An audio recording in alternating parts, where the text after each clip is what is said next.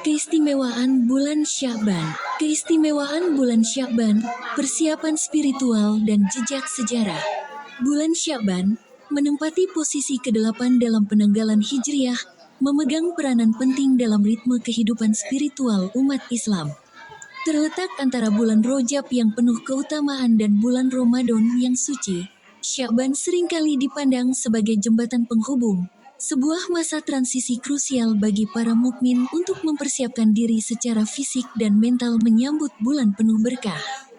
Dalam literatur sejarah Islam, terutama yang mencatat periode kehidupan Nabi Muhammad SAW dan para sahabat radhiyallahu anhum, bulan ini tidak hanya dikenal sebagai bulan persiapan, tetapi juga menjadi saksi bisu bagi beberapa peristiwa fundamental yang membentuk identitas dan perjalanan umat Islam. Peristiwa-peristiwa tersebut, mulai dari perubahan arah kiblat yang menjadi penanda jelas perbedaan ritus ibadah umat Islam, hingga berbagai ekspedisi militer yang menentukan, serta amalan-amalan sunnah yang diajarkan oleh Rasulullah SAW, semuanya memberikan dimensi kedalaman tersendiri pada bulan ini. Pemahaman yang komprehensif mengenai keistimewaan bulan Sya'ban, didasarkan pada sumber-sumber sejarah dan hadits yang valid, menjadi penting agar umat Islam dapat mengoptimalkan bulan ini sebagai sarana peningkatan ketakwaan dan memperkaya perspektif mereka tentang perjalanan sejarah agama yang mereka anut. Tulisan ini bertujuan untuk mengkaji secara mendalam berbagai aspek keistimewaan bulan Sya'ban, mulai dari konteks historis peristiwa-peristiwa besar yang terjadi di dalamnya, amalan-amalan sunnah yang dianjurkan, hingga perbedaan pandangan ulama mengenai beberapa praktik yang berkembang di masyarakat, semuanya dengan tetap berpegang pada prinsip-prinsip keilmuan Islam yang kredibel. Dengan demikian, diharapkan dapat memberikan gambaran utuh tentang makna dan peranan bulan Sya'ban dalam kerangka besar ajaran Islam, serta bagaimana umat Islam di masa kini dapat mengambil pelajaran dan implementasi yang relevan dari kekayaan spiritual dan sejarah yang terkandung di dalamnya. 2. Sya'ban, panggung sejarah awal Islam dan titik balik spiritual.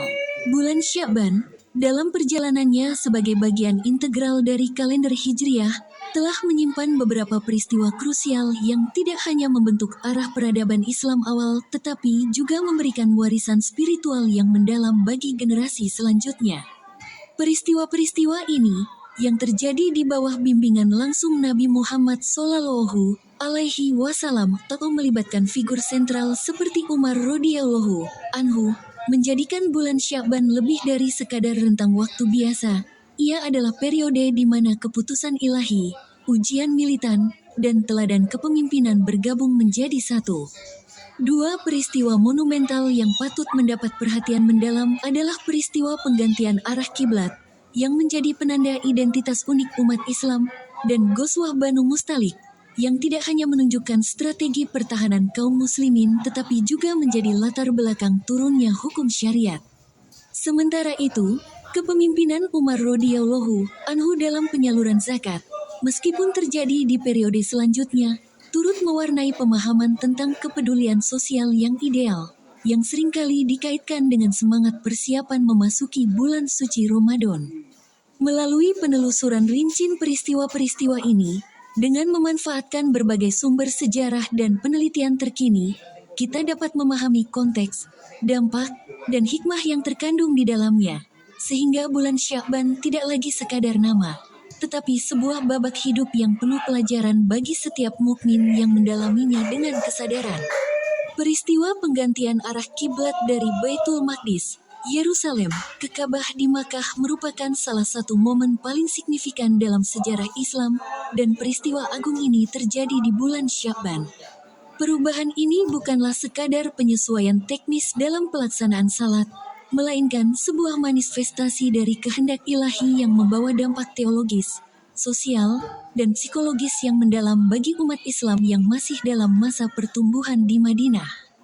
Waktu terjadinya peristiwa ini, menurut catatan sejarah, adalah pada pertengahan bulan Sya'ban, tahun kedua Hijriyah, yang berselang sekitar 16 hingga 18 bulan setelah peristiwa hijrah. Sebelum perintah ini turun, Nabi Muhammad Shallallahu Alaihi Wasallam dan para pengikutnya di Madinah selama kurang lebih 16 atau 17 bulan melaksanakan salat dengan menghadap ke Baitul Maqdis, mengikuti praktisi monoteisme lainnya di masa itu. Praktik ini menunjukkan adanya kesinambungan spiritual dengan para nabi terdahulu dan kitab-kitab suci mereka. Namun, di balik itu, terdapat keinginan mendalam dalam hati Nabi Shallallahu Alaihi Wasallam untuk dapat menghadap ke Ka'bah, bangunan suci peninggalan Nabi Ibrahim alaihi salam dan Ismail alaihi salam, yang juga merupakan pusat spiritual bagi bangsa Arab sejak dahulu kala. Keinginan ini terkadang membuat beliau sering menengadahkan wajahnya ke langit, menantikan wahyu. Perintah penggantian kiblat ini turun dalam bentuk wahyu Allah Subhanahu wa Ta'ala yang terdapat dalam surah Al-Baqarah ayat 144, yang artinya, sungguh kami sering melihat mukamu menengadah ke langit, maka pasti kami akan memalingkanmu ke arah kiblat yang kamu sukai. Palingkanlah wajahmu ke arah Masjidil Haram, dan di mana saja kamu berada, palingkanlah wajahmu ke arahnya. Detail peristiwa ini, sebagaimana diriwayatkan, terjadi saat Rasulullah Shallallahu Alaihi Wasallam sedang melaksanakan salat duhur. Menurut riwayat yang dianggap paling kuat, beliau berada di sebuah masjid di Madinah yang kemudian dikenal dengan Masjid Qiblatain, Masjid Dua Arah Kiblat. Setelah melaksanakan 2 rakaat salat dalam posisi menghadap ke Baitul Maqdis, turunlah wahyu tersebut. Segera setelah menerima wahyu, Nabi Shallallahu Alaihi Wasallam berpindah arah menghadap ke Ka'bah, dan para makmum yang berada di belakangnya pun dengan sigap mengikuti gerakan beliau, hingga barisan salat yang semula menghadap ke utara, arah Baitul Maqdis dari Madinah, berputar menghadap ke selatan, arah Ka'bah di Makkah. Peristiwa ini tidak hanya menunjukkan ketaatan buta para sahabat kepada perintah Allah dan Rasul-Nya, tetapi juga sebuah revolusi halus dalam identitas keagamaan umat Islam.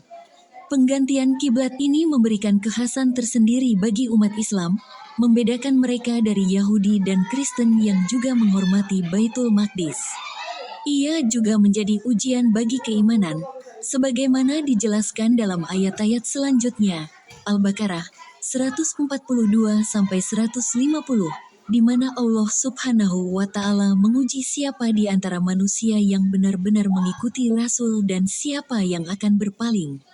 Secara psikologis, peristiwa ini memenuhi keinginan batin Nabi Shallallahu Alaihi Wasallam dan para sahabat, sekaligus menegaskan kembali status Ka'bah sebagai pusat ibadah tauhid yang dibangun oleh Nabi Ibrahim alaihi salam, sebuah simbol pemersatu bagi seluruh umat manusia, khususnya umat Islam.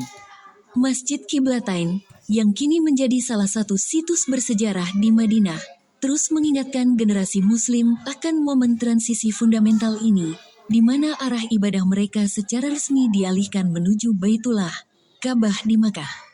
Selain peristiwa spiritual monumental seperti penggantian kiblat, bulan Sya'ban juga menjadi saksi bagi sebuah ekspedisi militer yang dikenal sebagai Ghazwah atau peperangan Banu Mustalik, yang juga disebut Perang Al-Muraisi. Perang ini terjadi di bulan Sya'ban tahun ke-5 Hijriyah. Lokasi pertempuran berada di daerah bernama Al-Muraisi, yang terletak di dekat pantai Laut Merah, di wilayah yang kini merupakan bagian dari Arab Saudi. Kronologi perang ini bermula ketika Nabi Muhammad Shallallahu Alaihi Wasallam menerima informasi intelijen bahwa suku Banu Mustalik, yang berada di bawah pimpinan Al-Harith bin Abi Diror, sedang mengumpulkan pasukan dengan niat untuk menyerang kota Madinah. Ancaman ini tidak bisa diabaikan, mengingat Banu Mustalik adalah salah satu suku Arab yang memiliki pengaruh dan kekuatan militer. Menanggapi ancaman ini, Nabi Shallallahu Alaihi Wasallam segera mengambil langkah preventif dengan memimpin pasukan Islam untuk menghadapi mereka secara langsung. Ekspedisi ini bertujuan untuk mencegah serangan yang dapat mengguncang keamanan Madinah yang masih relatif baru dan rentan. Hasil dari Ghazwah Banu Mustalik adalah kemenangan telak bagi pasukan Islam. Dengan strategi yang tepat dan semangat juang yang tinggi, kaum muslimin berhasil mengalahkan pasukan Banu Mustalik. Banyak anggota suku Banu Mustalik yang menjadi tawanan dalam perang ini. Namun, salah satu dampak paling signifikan dari peristiwa ini adalah banyaknya tawanan yang kemudian memeluk Islam setelah menyaksikan keadilan dan akhlak mulia yang ditunjukkan oleh Nabi Shallallahu Alaihi Wasallam dan para sahabat. Sebuah dampak penting lainnya yang erat kaitannya dengan peristiwa ini, meskipun turunnya ayat-ayat hukumnya terjadi beberapa waktu setelahnya, adalah peristiwa fitnah yang menimpa Aisyah radhiyallahu anha, istri Nabi Shallallahu Alaihi Wasallam. Fitnah ini berawal dari tuduhan-tuduhan tidak benar yang dilontarkan oleh orang-orang munafik terhadap Aisyah radhiyallahu anha setelah kepulangan dari ekspedisi ini. Meskipun peristiwa itu sendiri terjadi setelah perang, Ghazwah Banu Mustalik menjadi latar belakang dan pemicu situasi yang memungkinkan tersebarnya fitnah tersebut. Sebagai tanggapan atas peristiwa inilah, kemudian turun perintah tentang hukum lian, sumpah penceraian, dalam surah An-Nur, yang memberikan jalan keluar syar'i bagi pasangan suami istri yang terlibat tuduhan zina tanpa saksi. Selain itu, dari perang ini pula Nabi Shallallahu Alaihi Wasallam menikahi Juwairiyah binti Al-Harith, putri pemimpin Banu Mustalik. Pernikahan ini memiliki dampak sosial yang besar. Setelah pernikahan tersebut, para sahabat yang mempunyai tawanan dari Banu Mustalik kemudian membebaskan mereka sebagai bentuk penghormatan kepada Nabi Shallallahu Alaihi Wasallam dan istri barunya. Akibatnya, hampir seluruh anggota suku Banu Mustalik yang menjadi tawanan memeluk Islam. Ghazwah Banu Mustalik, selain sebagai upaya mempertahankan keamanan negara Islam Madinah, juga menjadi sarana penyebaran Islam dan menunjukkan bagaimana konflik dapat berujung pada pemahaman, penerimaan, dan integrasi sosial melalui ajaran Islam yang rahmatan lil alamin. Di samping peristiwa-peristiwa besar yang terjadi di bulan Sya'ban, terdapat juga praktik yang dicontohkan oleh para pemimpin Islam, khususnya Khalifah Umar radhiyallahu anhu, yang terkait dengan distribusi zakat. Meskipun peristiwa reformasi distribusi zakat oleh Umar radhiyallahu anhu terjadi di masa Khulafaur Rasyidin, setelah masa Nabi Shallallahu Alaihi Wasallam, semangat dan urgensi penyelesaian zakat seringkali dikaitkan dengan bulan Sya'ban sebagai bulan persiapan menyambut Ramadan. Dalam riwayat sejarah, Umar radhiyallahu anhu dikenal dengan ketegasannya dalam menegaskan bahwa zakat mal harus segera didistribusikan kepada para penerima haknya, mustahik, dan tidak boleh ditunda-tunda sampai berputar 1 tahun penuh. Kebijakan ini dilatar belakangi oleh kepedulian yang tinggi terhadap keadilan sosial dan perlindungan terhadap hak-hak kaum duafa. Umar berpendapat bahwa menahan zakat berarti memakan harta si miskin oleh si kaya, yang merupakan sebuah kezaliman. Penegasan ini mencerminkan prinsip kecepatan dan ketepatan dalam penyaluran zakat agar manfaatnya dapat langsung dirasakan oleh mereka yang berhak. Tradisi menyelesaikan pembayaran dan distribusi zakat di akhir bulan Sya'ban, sebelum memasuki bulan Ramadan, meskipun tidak secara eksplisit diperintahkan oleh Nabi Shallallahu Alaihi Wasallam dalam konteks waktu tertentu, memiliki landasan pemikiran yang logis dan empati sosial yang tinggi. Ramadan adalah bulan di mana kebutuhan para mustahik, terutama fakir miskin, cenderung meningkat karena mereka akan berpuasa dan membutuhkan asupan nutrisi yang cukup untuk beribadah dengan optimal. Dengan menyalurkan zakat sebelum atau di awal Ramadan, diharapkan kaum duafa memiliki persediaan yang cukup untuk memenuhi kebutuhan mereka selama bulan suci tersebut, sehingga mereka dapat berpuasa dengan tenang dan fokus dalam beribadah tanpa terbebani oleh kesulitan ekonomi. Praktik ini, meskipun berkembang di kemudian hari, mencerminkan semangat kepedulian sosial yang sudah tertanam kuat sejak masa Nabi Shallallahu Alaihi Wasallam dan para sahabatnya, di mana solidaritas dan tolong-menolong antar sesama muslim menjadi pilar utama dalam membangun masyarakat yang adil dan makmur. Dengan demikian, pembagian zakat di bulan Sya'ban, baik sebagai kebijakan formal dari seorang pemimpin maupun sebagai tradisi masyarakat, dapat dipahami sebagai upaya proaktif untuk memastikan kesejahteraan sosial dan memfasilitasi kelancaran ibadah di bulan Ramadan, sejalan dengan esensi zakat itu sendiri sebagai rukun Islam yang membersihkan harta dan jiwa, sekaligus menguatkan tali persaudaraan di antara kaum mukminin. 3. Sya'ban, arena amalan sunnah dan persiapan menyambut Ramadan. Bulan Sya'ban, selain dikenal sebagai saksi bisu peristiwa-peristiwa bersejarah yang membentuk tapak kekuatan umat Islam di masa awal, juga memiliki keistimewaan lain yang tidak kalah pentingnya, yaitu sebagai bulan yang penuh dengan amalan sunnah, terutama dalam konteks persiapan spiritual menyambut bulan suci Ramadan. Nabi Muhammad Shallallahu Alaihi Wasallam sendiri memberikan teladan yang sangat jelas dalam memanfaatkan bulan ini untuk memperbanyak ibadah, khususnya puasa. Teladan ini menjadi pedoman bagi umat Islam di seluruh generasi untuk menjadikan Sya'ban sebagai pemanasan sebelum memasuki medan lomba utama di bulan Ramadan.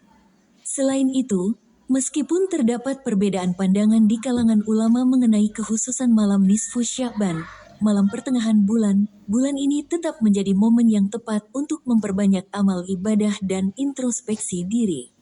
Pemahaman yang mendalam tentang amalan-amalan sunnah di bulan Sya'ban didasarkan pada hadis-hadis yang sahih dan pandangan ulama yang bijaksana akan membantu umat Islam untuk memaksimalkan potensi bulan ini sebagai sarana peningkatan kualitas ketakwaan dan kesiapan menghadapi Ramadan dengan kondisi fisik dan spiritual yang prima.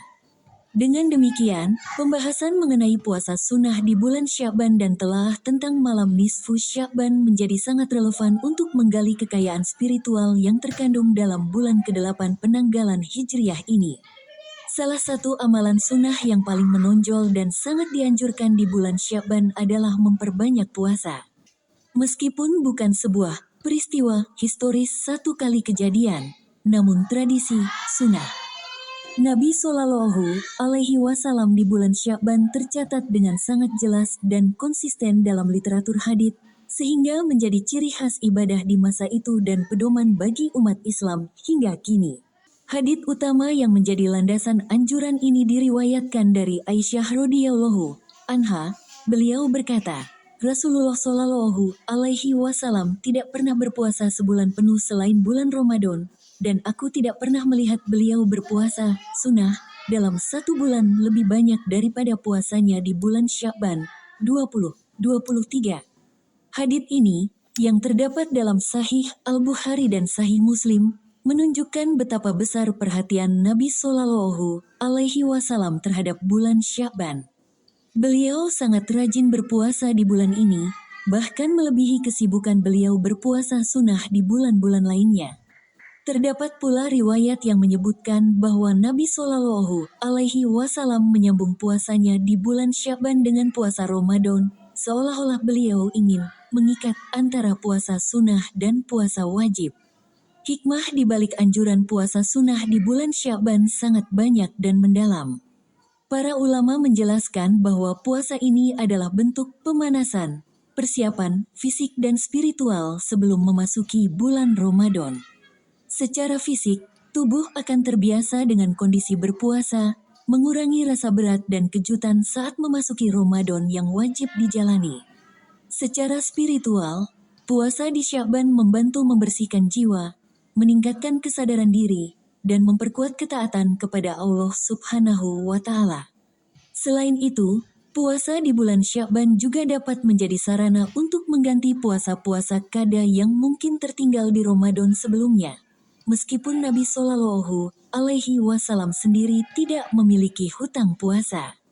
Amalan ini juga menunjukkan kecintaan seorang mukmin terhadap ibadah puasa dan usahanya untuk mendekatkan diri kepada Allah Subhanahu wa Ta'ala di luar bulan Ramadan. Dengan memperbanyak puasa di Sya'ban, seorang muslim diharapkan dapat memasuki bulan Ramadan dengan hati yang lebih bersih, jiwa yang lebih siap, dan semangat ibadah yang membara.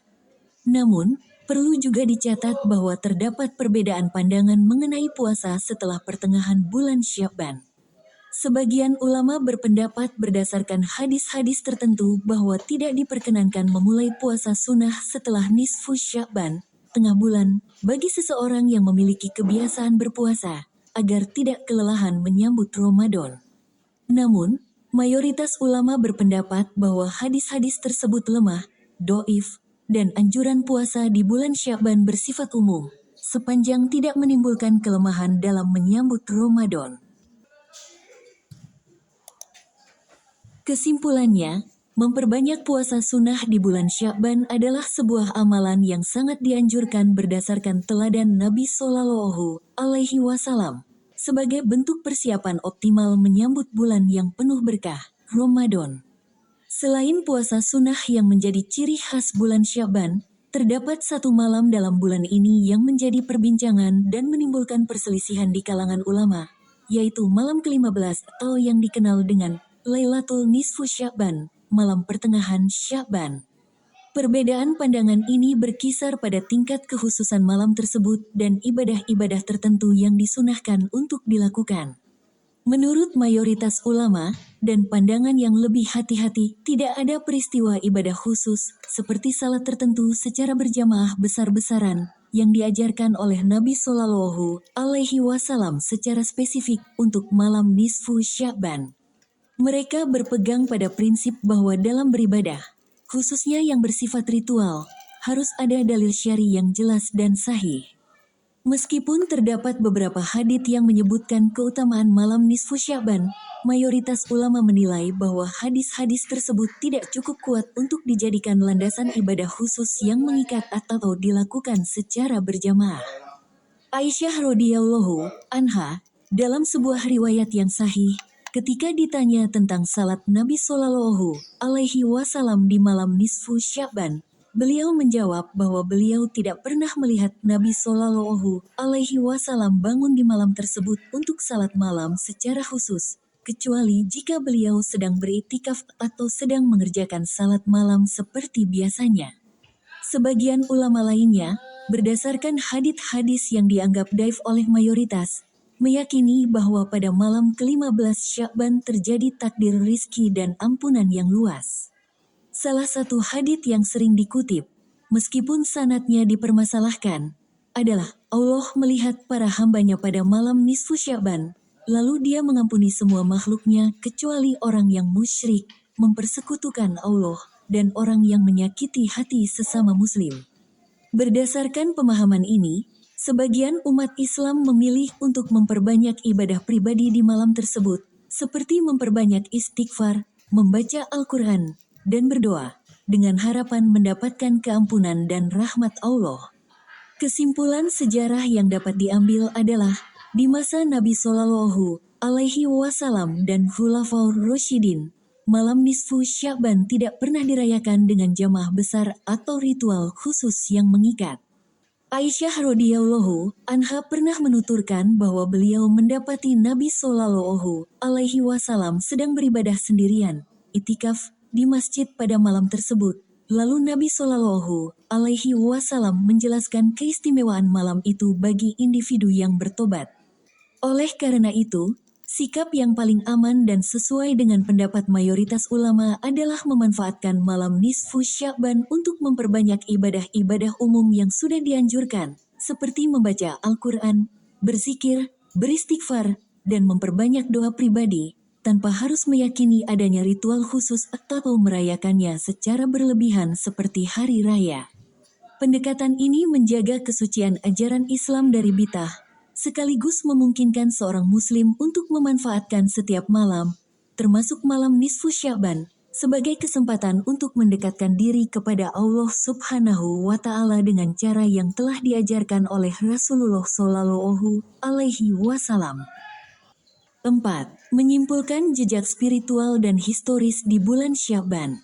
Bulan Sya'ban, yang seringkali berlalu begitu saja di antara bulan Rajab yang diagungkan dan Ramadan yang dinanti-nantikan, sesungguhnya menyimpan kekayaan spiritual dan sejarah yang mendalam bagi umat Islam.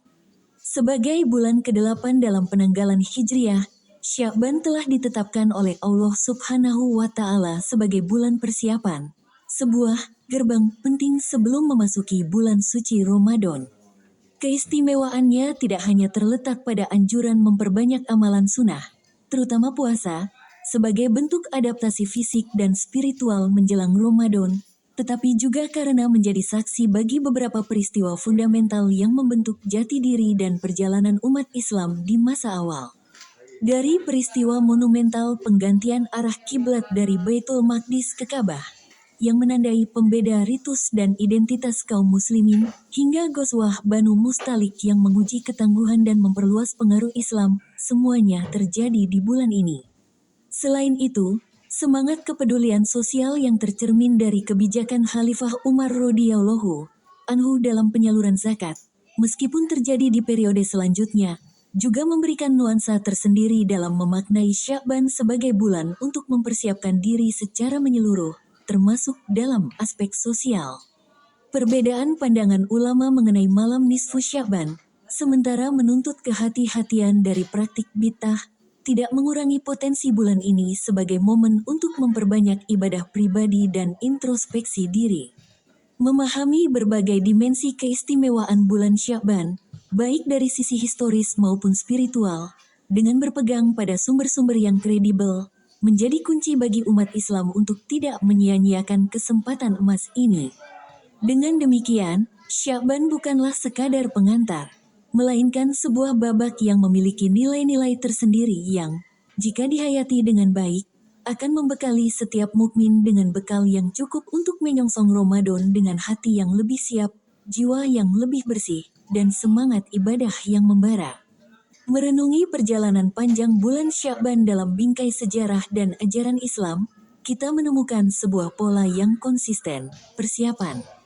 Baik itu persiapan menghadapi ujian dengan peristiwa-peristiwa besar yang meneguhkan keimanan, persiapan fisik dan mental melalui puasa sunnah, maupun persiapan sosial melalui penyaluran zakat.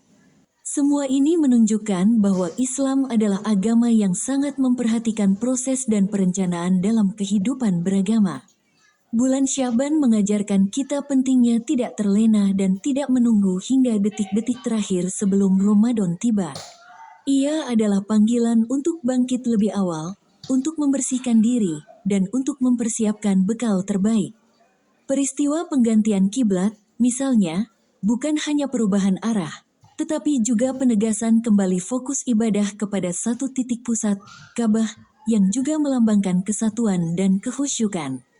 Ghazwah Banu Mustalik mengingatkan kita akan pentingnya kewaspadaan, keberanian, dan bagaimana dari sebuah konflik bisa muncul kebaikan dan penyebaran Islam. Teladan Nabi Shallallahu Alaihi Wasallam dalam berpuasa di bulan Sya'ban adalah pelajaran langsung tentang dedikasi dan cinta kepada ibadah, serta kebijaksanaan dalam mempersiapkan diri. Bahkan perbedaan pandangan mengenai malam nisfu Sya'ban mengajarkan kita untuk selalu kembali kepada landasan yang kuat, yaitu Al-Quran dan Sunnah dengan pemahaman yang benar, serta menghindari hal-hal yang dapat merusak kemurnian ajaran. Oleh karena itu, marilah kita jadikan bulan Sya'ban ini sebagai momen yang berarti. Mulailah dari sekarang untuk memperbanyak istighfar, memperbaiki hubungan dengan Allah dan sesama, menyisihkan harta untuk mereka yang membutuhkan, dan membiasakan diri dengan amalan-amalan sunnah yang mendekatkan kita kepadanya.